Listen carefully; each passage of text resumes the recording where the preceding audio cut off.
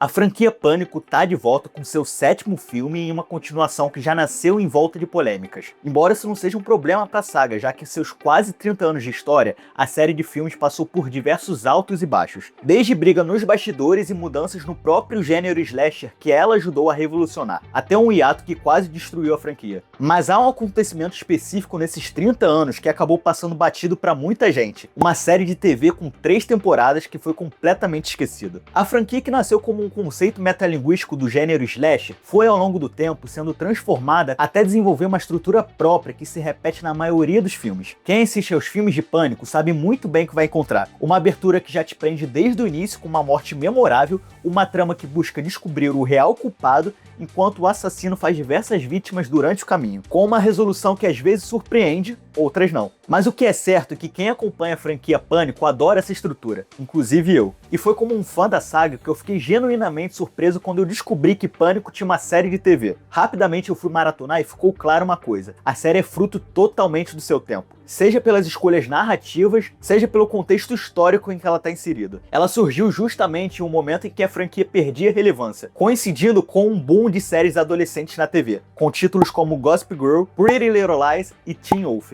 É diante desse cenário que vale analisar como uma série de uma franquia consagrada surgiu e como ela se utilizou da mitologia da saga para contar sua própria história. E para quem não me conhece, eu sou o Vitor e seja bem-vindo ao Consumo Pop. Aqui a gente fala sobre filmes, séries e tudo relacionado à cultura pop. Então bora falar da série do Pânico que ninguém viu? Antes de falar da série em si, é importante contextualizar a franquia e sua importância histórica. O primeiro Pânico surgiu como um comentário metalinguístico sobre o próprio gênero slasher. Gênero esse que viveu seu auge durante os anos 70 e 80, com uma fórmula bem específica. Um assassino surgia e eliminando diversas vítimas ao longo da trama, e ao final somente uma personagem sobrevivia para enfrentá-lo. Essa sobrevivente ficou conhecida como o conceito da Final Girl. A base do gênero slasher foi construído com 3 filmes clássicos: Psicose, de Alfred Hitchcock, que trouxe a ideia do assassino em série fazendo múltiplas vítimas; O Massacre da Serra Elétrica, de Tobe Hooper, que popularizou o terror de sobrevivência com um grupo de jovens isolados; e Halloween, de John Carpenter, que condensou e codificou todas essas características: a punição pelo sexo,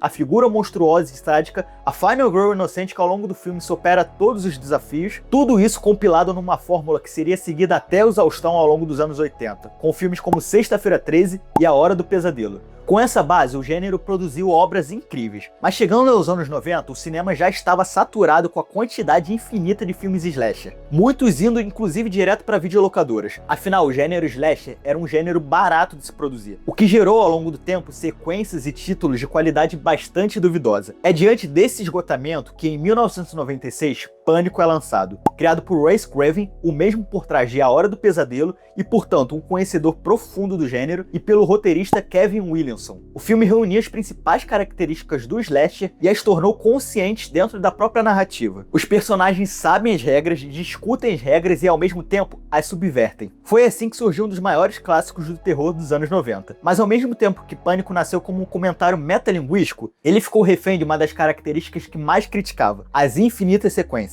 Assim como as franquias que Pânico referenciava, ele também sofreu desse mal. A diferença é que até certo ponto isso funcionou ao seu favor. Se a estrutura critica a lógica das sequências, fazer uma sequência também se torna parte do comentário. Isso funcionou bem até o segundo filme, mas o terceiro acabou sendo um fracasso. Com a saída de Kevin Williamson por diferenças criativas, o projeto perdeu um dos principais idealizadores e o resultado foi um filme confuso e desorientado, que recebeu inúmeras críticas dos fãs da franquia. Mas após 11 anos de ato, em 2011, surge Pânico 4, trazendo a dupla criativa de volta e buscando renovar a franquia com comentários sobre a era da internet. O filme mirava um público mais jovem e digitalmente engajado, sem abrir mão do elenco original. Neve Campbell, Courtney Cox e David Arquette estavam todos de volta. Mesmo assim, o filme não atingiu o sucesso esperado. O gênero slasher já não estava em alta naquele momento. O fracasso de público fez com que quaisquer planos futuros para a franquia fossem arquivados, pelo menos temporariamente. Foi então que em meados de 2012 e 2013 surgiram conversas internas para produzir uma série no universo do Pânico. Inclusive, a estratégia fazia bastante sentido. Naquele período, séries adolescentes estavam em alta, algumas mais dramáticas, outras apostando em mistério com uma pitada de terror. Era o caso de Pretty Little Liars, que, se você observar, tem uma premissa que lembra muito a do Pânico. Um grupo de amigas que começa a receber mensagens misteriosas ligadas ao desaparecimento de uma colega. Ou também de Gossip Girl, onde um grupo de adolescentes ricos tem seus segredos expostos por um blog anônimo.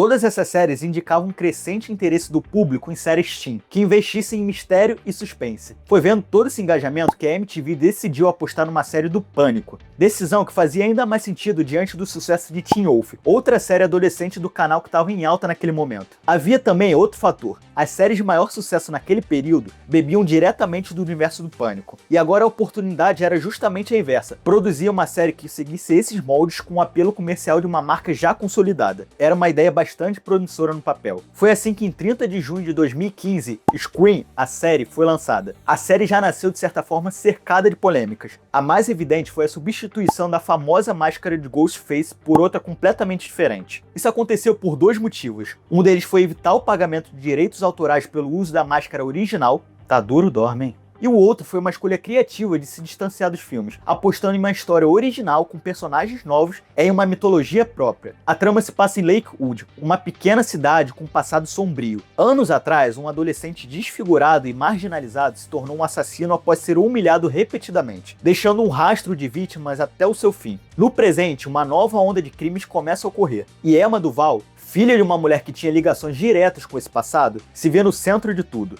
A série acompanha Emma e seus amigos enquanto tentam descobrir o que está por trás dos assassinatos, ao mesmo tempo que os segredos antigos de Lakewood vão sendo desenterrados um a um. Até aí nada muito diferente do que a franquia já havia feito antes. O que a série fez de genuinamente interessante foi atualizar o comentário original do Pânico para o mundo digital. E é aqui que a conexão com Pretty Little Lies e Gossip Girl fica mais clara. Nos dois casos, a tecnologia funcionava como um instrumento de controle e terror psicológico dentro do universo adolescente. De um lado, um blog anônimo que sabia de tudo, no outro, mensagens de uma entidade desconhecida mantendo o grupo sob ameaça constante. A série de Pânico faz algo parecido, mas adiciona a camada de terror físico real. Por exemplo, o assassino usa GPS para rastrear as vítimas, vídeos íntimos circulam como chantagem e mensagens chegam de contas que não existem. A presença digital se torna um personagem da história, utilizada inclusive como ferramenta narrativa e como extensão da metalinguagem tão característica da franquia. O cyberbullying também entra como tema central. Não é só o assassino que faz vítimas, mas também o tribunal da internet. A série trouxe ainda um elemento clássico de todo o filme do Pânico. O personagem que conhece todas as convenções do gênero e está consciente do que está acontecendo ao seu redor. O personagem Noah Foster é o equivalente ao Randy Makes dos filmes. O clássico fã de terror do grupo. Aquele que teoriza cada acontecimento em voz alta e comenta os acontecimentos com uma camada de autoconhecimento que os outros personagens não têm, trazendo uma característica clássica da franquia. Mas a diferença aqui está nas referências. Enquanto nos filmes esse personagem é consciente do gênero cinematográfico, aqui Noah se orienta por outras mídias, como true crime, podcasts e programas de TV sensacionalistas. É ele quem atualiza a saga para aquele contexto de tecnologia, traduzindo a metalinguagem dos filmes para a linguagem da cultura digital. Eu assisti a série bem na sua época até a sua segunda temporada. Eu realmente gostava da série, mas é evidente que ela não era muito boa. E o principal problema que me incomodava estava na sua estrutura. Os filmes de Pânico funcionavam com uma lógica bem específica, uma sequência acelerada de mortes que precisavam ser solucionadas num tempo narrativo enxuto, onde a tensão vinha justamente da imprevisibilidade de quem morreria a seguir. A série, por sua natureza, operava de forma completamente diferente. O formato episódico abre espaço para o desenvolvimento que um filme de pouco mais de uma hora não consegue comportar, mas também traz um desafio maior: como manter a tensão ao longo de vários episódios sem esvaziar o mistério. A resposta da série, infelizmente, não foi das melhores. Se os filmes funcionavam com um núcleo enxuto de personagens, a série precisava desenvolvê-los ao longo do tempo, o que inevitavelmente desacelerava o ritmo. O resultado eram episódios inteiros em que praticamente nada acontecia, seguidos sempre de um gancho apelativo nos minutos finais para garantir que o espectador voltasse na semana seguinte. Essa fórmula acabava prejudicando justamente o que fazia Pânico funcionar tão bem: a tensão constante, o dinamismo das mortes e a presença ameaçadora do assassino. Eu tinha visto a série até a segunda temporada porque na época a terceira ainda não havia sido lançada. Ela só chegou em 2019, 3 anos depois. E obviamente nesse intervalo a série já tinha perdido seu apelo. A terceira temporada nasceu como uma espécie de reboot completo. Personagens novos, a máscara original do Ghostface de volta, tudo isso em uma emissora diferente, saindo da MTV e migrando para VH1.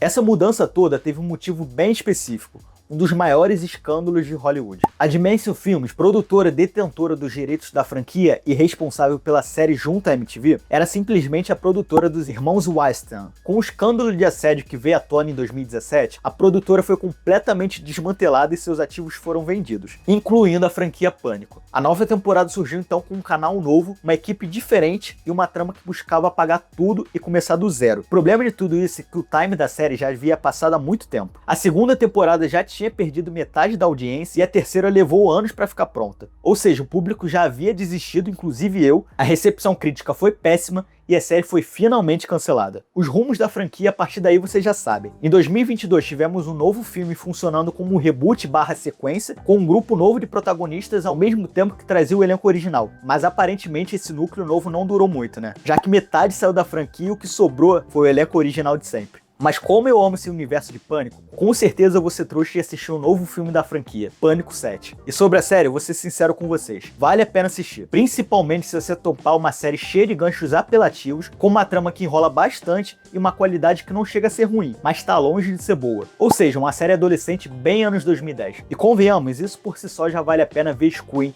a série. E aí, você já viu ou ouviu falar da série da franquia Pânico? Me conta nos comentários. E não se esquece de curtir e se inscrever no canal, isso me ajuda demais a trazer mais conteúdos como esse. Um forte abraço e bora consumir pop?